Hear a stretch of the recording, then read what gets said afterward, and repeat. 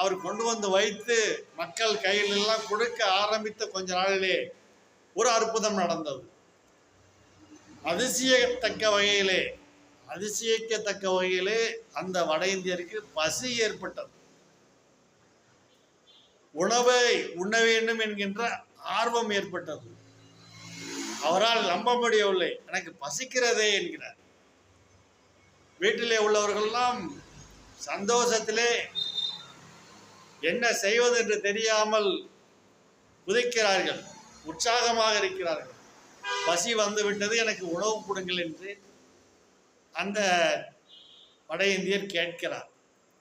மீண்டும் மகா பெரியவரிடம் வந்து சாஷ்டாங்கமாக விழுந்து வணங்கி தனக்கு ஏற்பட்ட இந்த வியாதியை தீர்த்து வைத்ததற்காக அவருக்கு நன்றி பெருக்கோடு நன்றி சொல்லும் போது, நான் ஒன்றும் செய்யலை, எல்லாம் காமாட்சி தான் செஞ்சா, அவளை போய் கும்பிடு அப்படின்ட்டேன். ஸோ இப்படி மிகப்பெரிய மருத்துவ சித்தராகவே வாழ்ந்து பலரின் கொடிய வியாதிகள், புற்றுநோய் முதற்கொண்டு இருதய நோய் முதற்கொண்டு அனைத்துக்கும் பரிகாரம் சொல்லி அதை சரியாக்கினது.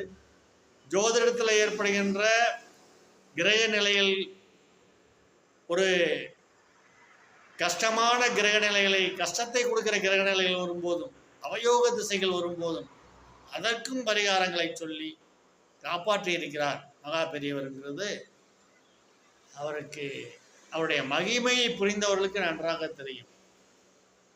நம்ம சேஷாஸ்திரி சுவாமிகளுக்கு அடுத்து ரமண மகரிஷியை பற்றி, அவருடைய அற்புதங்களை பற்றி தெரிஞ்சுக்கலாம் அப்படிங்கிறதுனால இதோட மகா பெரியவருடைய அற்புதங்களை கொஞ்சம் நிறைவு செய்துக்குவோம். அடுத்து ரமண மகரிஷியை பற்றி விரிவாக நம்ம பார்க்கலாம்.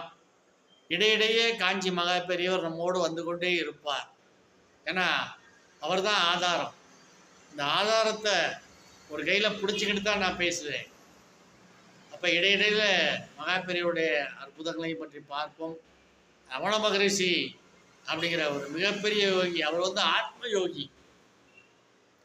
ஆத்ம யோகினா என்னங்க அப்படின்னு கேட்டிங்கன்னா, ஆத்மாவை அறிந்து கொள்.